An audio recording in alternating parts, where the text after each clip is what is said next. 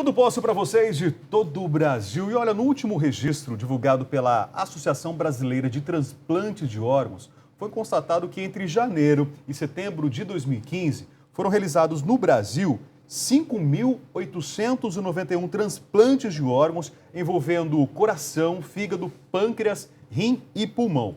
O ideal seria que 9.000 transplantes sejam realizados anualmente. Porém, mesmo com essa estimativa, a situação ainda permanece bastante delicada, São nada menos que 37.762 brasileiros à espera de órgãos. Mais da metade de pacientes está aqui em São Paulo. E hoje o principal inimigo da doação de órgãos é a recusa familiar. E no programa de hoje a gente recebe o Dr. Lima, ele que coordena a Comissão de Remoção de Órgãos da Associação Brasileira de Transplantes, para falar da importância de como ser um doador.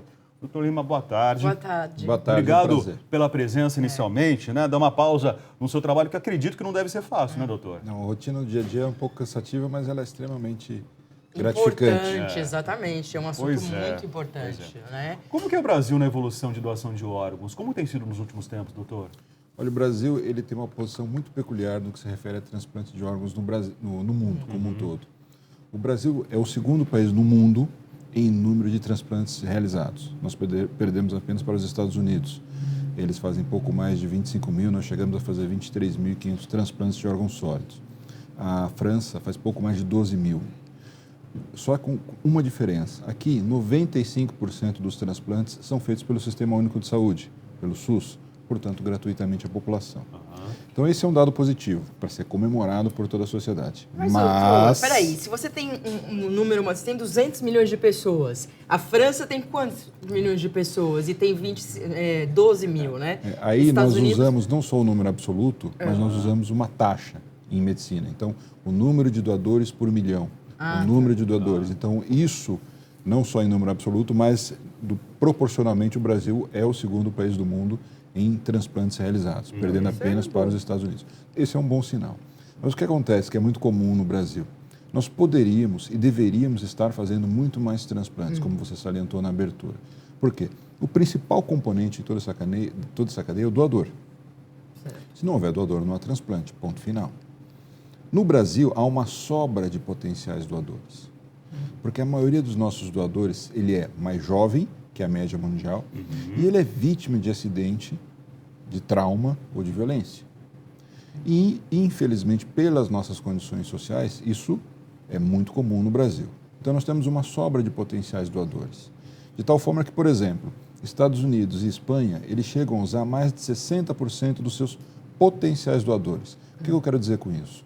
De todas as pessoas que entraram em morte cerebral, que é uma condição irreversível, eles conseguem usar 60% desses. E a gente consegue usar quanto? Pouco mais de 20%. A diferença é gritante. A diferença é gritante. Que a gente tem de gente. Então, nós fazemos muito, mas ainda nós temos muitas pessoas na fila e a mortalidade na fila é muito alta. Entendi. Então, naqueles meses que antecedem ao transplante, mais da metade das pessoas morrem antes que chegue um órgão. Hoje não pode doar quem tem uma patologia, seria isso, uma doença? Seria, doutor? A princípio, todas as pessoas são potenciais doadores. Há condições clínicas que excluem aquele potencial doador, ou seja, não permite que ele vire um doador efetivo, a depender da doença que ele tem e do receptor. Mas, de uma forma geral, quem tem uma doença infecto-contagiosa, como aguda, uma infecção bacteriana, uma meningite, uma infecção viral aguda, infecção por HIV, a princípio é descartado. Há um pouco de controvérsia quanto a isso. Os Estados Unidos estão quebrando um pouco esse paradigma quando o doador é HIV positivo e o receptor é HIV positivo. Mas isso é uma questão técnica muito específica, de uma forma geral. E quem tem doença oncológica, câncer, à exceção do câncer desse sistema nervoso central, o câncer cerebral primário, também não pode ser doador. Depende da localização desse câncer. Depende da localização. E o que a pessoa faz para doar esse órgão? Por exemplo, eu lembro da época que a gente colocava... Você lembra disso? Lembro, colocava na carteira de identidade. Sou doador ou não sou doador? Ou sou só doador, não me lembro direito. Hoje em dia ainda vigora essa lei? Como que funciona? Como que a gente decide ser doador? Acho que o primeiro passo é a pessoa tomar contato com esse tema ser abordado dentro da família, que isso vire um assunto do cotidiano da sociedade, que entre para a agenda de discussão da sociedade como um todo, e basta que a pessoa revele aos seus familiares, aos seus amigos mais próximos, que ela tenha vontade, na eventualidade de ela entrar nessa condição de se tornar um doador. Ponto. Não precisa colocar na cédula de identidade, na carteira de motorista. Se ela quiser deixar isso nas mídias sociais, a maior delas, você já tem essa opção de ir lá e marcar. Nós conseguimos esse... Mas aonde? No Facebook? No Facebook. Ah, dá para você marcar? Eles por conta da solicitação brasileira, eles colocaram essa opção. Eu não sabia disso. A pessoa pode colocar lá no seu perfil, ela coloca, se declara doador de órgãos e aparece na linha do tempo dela e fica registrado lá. Não há necessidade de deixar nada por escrito. Basta que relate aos seus familiares para que a família saiba, numa eventualidade como essa, que aquela pessoa tinha o desejo de se tornar um doador de órgãos. Ponto. No Brasil, nós trabalhamos com doação consentida, independentemente daquela pessoa ter relatado em vida que desejaria ser doador ou não, se ela tiver afirmado que deseja ser, mas nesse momento a família não aceitar a doação, a captação dos órgãos não é feita. Tá, então tudo depende da família depois. Família. Da família. Não adianta você falar, não adianta. Mas o importante é falar. É falar. Para a família falar, não, Fica ele queria... Era uma vontade em vida. Exatamente, Isso é uma verdade. vontade em vida. Exatamente. É muito pouco provável que a família diga não, sabendo que aquela pessoa tinha manifestado em vida o desejo de ser um doador. Existe muito trabalho para você recolher esse órgão? Como que é? Eu já vi várias reportagens que você fica 3 ou 4 horas com o coração, por exemplo, andando até o doador, né? O doador até a pessoa que recebe a doação. O que acontece? Os potenciais doadores surgem em qualquer lugar do Brasil. Né? E os centros que fazem o transplante, o implante, são concentrados nas regiões sul e sudeste. Mais da metade dos transplantes do Brasil são feitos em São Paulo. Então, muitas vezes, tem que buscar esse órgão, na maioria das vezes, da periferia de São Paulo, nas cidades do interior ou em outros estados. Então, você tem que se deslocar. Então, você precisa ter um sistema que funcione como uma linha de produção, com todo mundo bem treinado. Desde quem faz o diagnóstico da morte cerebral, notifica, começa os cuidados com aquele potencial doador, todo o trâmite burocrático que tem que ser feito, toda a avaliação que tem que ser feita de compatibilidade imunológica, tudo isso tem que ser feito antes de você escolher para quem vai o órgão doado. Feito todo esse trâmite, se a família concordar, então as equipes são notificadas. Então, nesse período já se viu, e existe todo um programa específico para esse computador que determina qual é a sequência do receptor, para coração, para pulmão, para rim, para pâncreas. Hoje é um assim cadastro nacional, então, doutor, não é isso? Praticamente, ainda não é. Por quê? Isso também não é fácil de se fazer, de se montar. Por quê? Como o coração, como os órgãos variam muito em tempo de tolerância fora do corpo, eu posso ir buscar o tempo de tolerância do coração, por exemplo, idealmente de 4 horas. 4 horas é retirar o coração, fazer o transporte, implantar e ele voltar a bater. Então, isso limita até onde eu posso ir buscar um coração. Ao passo que o fígado, por exemplo, tolera 18 horas, o rim 24 horas fora do corpo, bem acondicionado. Então, eu posso ir buscar um fígado no Acre, mas eu não posso buscar um fígado além de Brasília, considerando o tempo médio de deslocamento. Então, se tem um coração aqui em São Paulo, uma pessoa que está próxima na fila de Roraima, por exemplo, ela não vai nem ser ofertado. Porque o coração não. Tem como. Pode ser ofertado eventualmente o fígado, o rim, pâncreas também não dá tempo, o pulmão também não dá tempo. Doutor, tem uma idade limite para essa doação? Hoje em dia não existe mais idade limite, porque a pessoa pode doar tanto órgão sólido como tecidos. Então pode doar córnea, pele, osso, artéria, veia. E se ela não tem nenhuma doença crônica degenerativa importante, a princípio ela pode ser doadora até o final da vida. Uma pessoa saudável, realmente, aos 90 anos de idade, foi a óbito de causas naturais. Ela pode doar eventualmente algum órgão ou tecido. Agora, coração, existe uma limitação para o receptor, então nós não usamos doadores acima atualmente. Isso tem mudado, de 65 anos. Quando eu entrei e comecei a minha especialização em transplante, eram 60 anos o doador, hoje já são 65, possivelmente isso vai também subir. Mas para os outros órgãos, para fígado não tem limite de idade. Quando é muito jovem também, tem que ter uma compatibilidade por idade ali, né? Tanto do doador como do receptor. Quando você tem, para alguns órgãos, por exemplo, coração, pulmão, fígado também, você tem que ter uma compatibilidade de tamanho. Então, por exemplo, você não consegue colocar um coração de um adulto numa criança, porque você não consegue fechar, mesmo no adolescente. Você não consegue espaço suficiente para que o órgão fique acomodado ali. Então, para alguns órgãos, além da compatibilidade imunológica, sanguínea, você tem também a compatibilidade de peso, altura, tamanho. Então, tudo isso... Por isso que fica bem difícil. Tem que ter um número maior de doadores para poder... Exatamente. Como o cadastro de medula óssea. Doutor, quanto mais precisa, gente, mais chance. O que precisa para a gente poder avançar nesses números? Avançar nessa realidade de doação de órgãos, aumentar isso potencialmente no Brasil? Falar sobre o assunto. Então, primeira coisa, quando você pega os dados do Registro Brasileiro de Transplantes, o principal empecilho para que a gente aumente o número de transplantes hoje no país é a falta de doadores efetivos.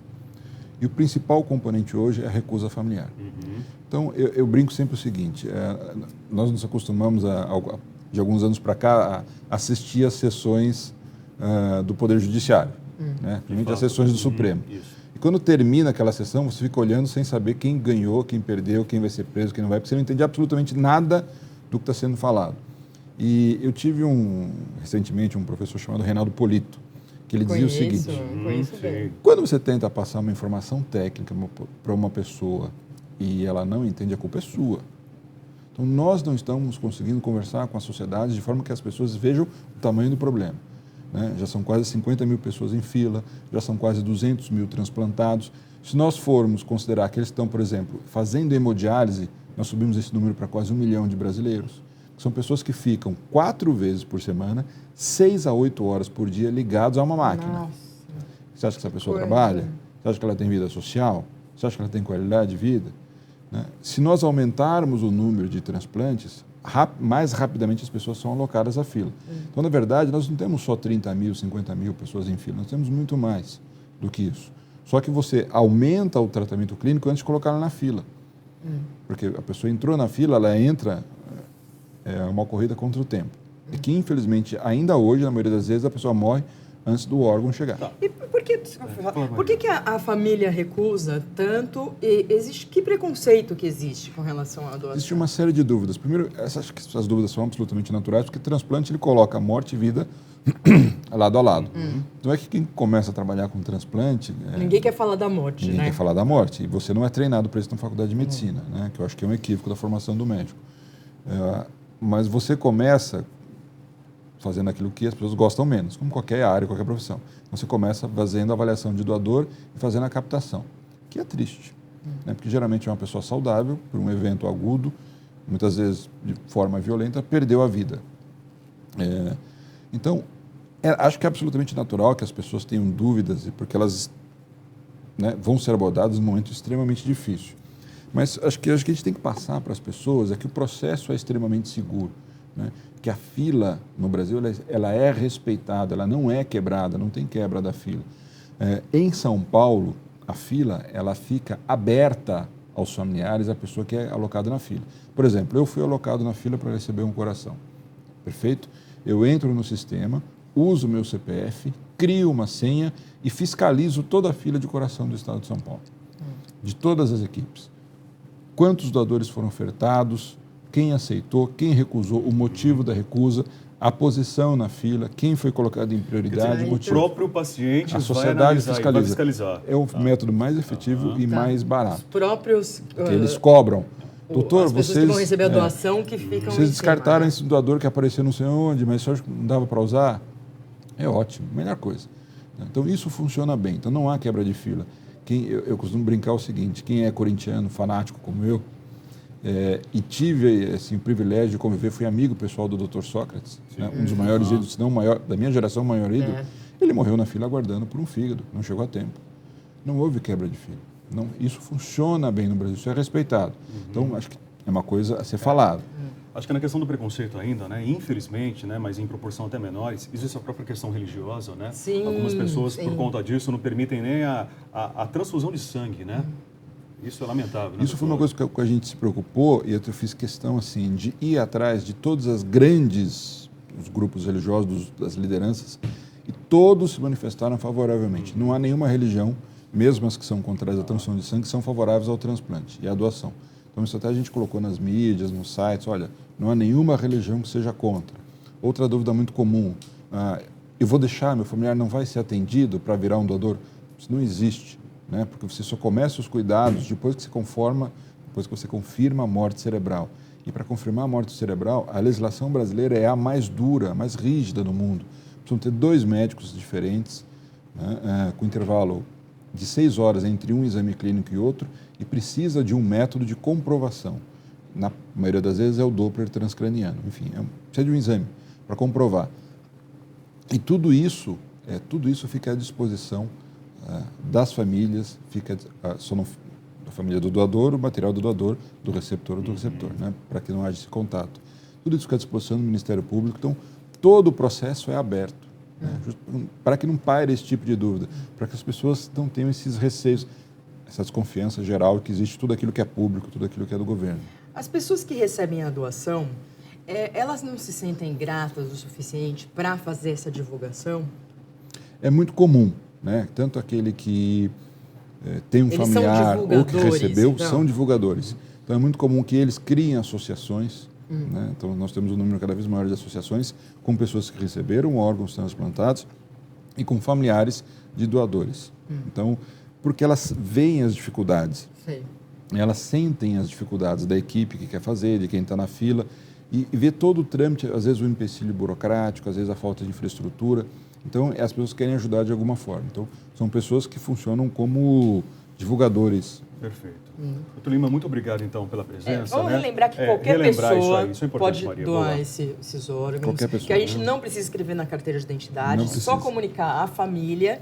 E a família, assim sendo, tem que respeitar, né, a sua vontade, opção, né? de ser um doador. Divulgar, falar cada vez mais sobre o assunto, né? Falar para a mãe, falar para o pai, falar para o irmão, falar para os filhos, para os sobrinhos. Pode falar até deixa brincando, bem... quando eu morrer eu quero doar. Exatamente, não mas deixa isso, tocar no né? assunto. Tocar no assunto, isso é importante mesmo. Doutor, muito obrigado. Obrigada. Pela presença. Agradeço, Foi um muito prazer. boa a bastante a nossa entrevista. conversa aqui. Nós vamos fazer um intervalo, gente. Nós vamos continuar no próximo bloco falando sobre doação de órgãos, mas aí sobre os aspectos emocionais. A Lucy Guimarães vai estar com a gente aqui, ela é terapeuta, vai falar sobre esse assunto, que existe uma certa complexidade, né, Maria Cândida, sobre isso, né? Porque lidar com a morte não é fácil, não, né? de forma alguma, né? Você nunca acha que vai chegar e, de repente, acontece. Bom, intervalo, tudo posso, então já volta.